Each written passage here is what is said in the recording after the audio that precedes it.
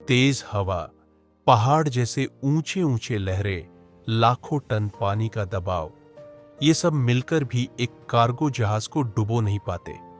पर इससे पहले कि हम ये समझे क्यों, एक बार जरा सोचिए, वो कार्गो जहाज ही है जिन्होंने हमारी इस दुनिया को संभाल कर रखा है।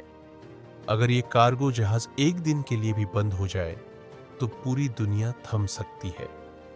एक दिन के लिए भी अगर ये काम बंद हो जाए तो हर चीज का दाम आपकी पहुंच से बाहर हो जाएगा। पर क्या आपने कभी सोचा है कि इन जहाजों के भीतर की जिंदगी कैसी होती है? क्या ये आपको बस कंटेनरों का पहाड़ लगते हैं, या फिर इसकी विशालता में छिपी होती है किसी की जिंदगी?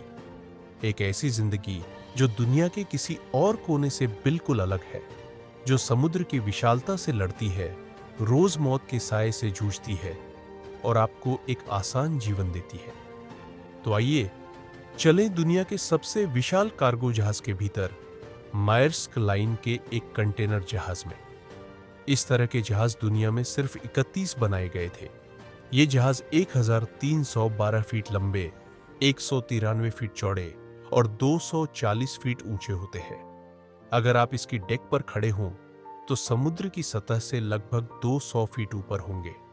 इस जहाज के कंटेनरों को अगर आप ट्रेन में लादना चाहें तो उस ट्रेन की लंबाई 70 मील से भी ज्यादा होनी चाहिए और इसकी कुल वहन क्षमता लगभग 2,50,000 टन है, जिसमें सिर्फ जहाज का वजन ही 63,000 टन होता है, बाकी सब कंटेनरों का।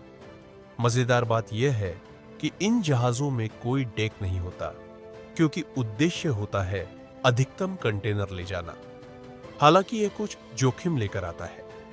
मायर्स्क जैसे जहाज में 24 कॉलम कंटेनर ले जाए जा सकते हैं। हर कॉलम में बगल बगल 23 कंटेनर और ऊपर नीचे 21 कंटेनर तक। अब आइए जहाज के नीचे चले, समुद्र की सतह से 100 फीट नीचे।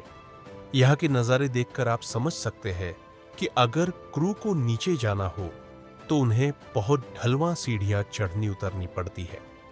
ये जहाज इतने विशाल होते हैं कि इनके भीतर होने पर लगता है जैसे किसी और ही दुनिया में आ गए हो। कई क्रू मेंबर्स तो इसकी विशालता से डर भी जाते हैं और अकेले रहना पसंद नहीं करते।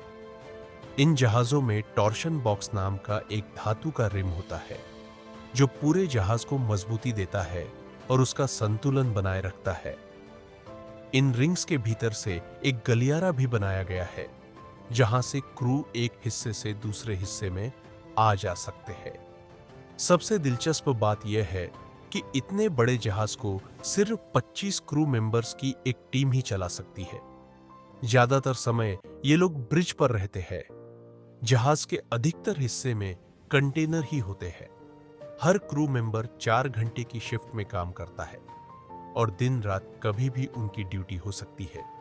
इनका मुख्य काम होता है जहाज की मशीनों का रखरखाव, सुरक्षित संचालन, खाना बनाना और ब्रिज को साफ रखना। ये काम काफी थकाऊ होते हैं। जहाज पर हर दिन उन्हें एक सख्त शेड्यूल के तहत चलना होता है। एक बार जब ये समंदर की यात्रा शुरू हो जाती है तो ये लोग लगातार 3 से 6 महीने तक अपने परिवार से दूर रहते हैं और कई बार तो संपर्क करना भी संभव नहीं होता। जब जहाज किसी बंदरगाह पर रुकता है तब भी उन्हें घूमने का मौका नहीं मिलता, क्योंकि लोडिंग और अनलोडिंग का समय सिर्फ 24 से 48 घंटे होता है। हालांकि ये लोग लाखों रुपए वेतन पाते हैं और साल में 6 महीने की छुट्टियां भी उन्हें मिलती हैं। इन जहाजों में हजारों करोड़ के सामान लादे जाते हैं। अगर कोई दुर्घटना हो जाए तो ये सारी चीजें समुद्र में डूब जाती है। इसके अलावा समुद्र में समुद्री डाकुओं, पायरेट्स का डर भी रहता है। डाकू स्पीड बोट से आकर जहाज पर हमला करते हैं। कभी कभी पूरा जहाज और क्रू को बंधक बना लेते हैं। हाल ही में बांग्लादेश का एक कार्गो जहाज भी इसका शिकार बना था। इसीलिए इनसे बचने के लिए जहाजों में सुरक्षा व्यवस्था होती है, जैसे तेज धार वाला वाटर हॉर्स सिस्टम, जो जहाज के चारों ओर पानी की बौछार करता है, जिससे डाकू ऊपर नहीं चढ़ पाते। हाल ही में जापान ने एक और अत्याधुनिक प्रणाली बनाई है, एंटी पायरेसी कुर्तिना, जिसमें कई होज मिलाकर एक लगातार घूमने वाला सिस्टम बनाया गया है जिससे पानी के तेज प्रवाह से डाकुओं को चढ़ने से रोका जाता है। लेकिन अगर एक साथ बहुत सारे डाकू हमला कर दे तो उन्हें रोकना कठिन हो जाता है, क्योंकि जहाज पर क्रू की संख्या बहुत कम होती है। इसके अलावा कंटेनरों को सुरक्षित रखना भी एक बड़ी चुनौती होती है। इसके लिए उन्हें विशेष लॉकिंग सिस्टम से बांधा जाता है या फिर मजबूत चेन और मोटी रस्सियों से। और जब ये जहाज किसी बंदरगाह पर पहुंचता है तो सिर्फ 24 घंटे से 48 घंटे में पूरी तरह से खाली कर दिया जाता है और फिर बिना किसी रुकावट के उसे फिर से भरना शुरू कर दिया जाता है। इनकी यात्रा कभी नहीं रुकती।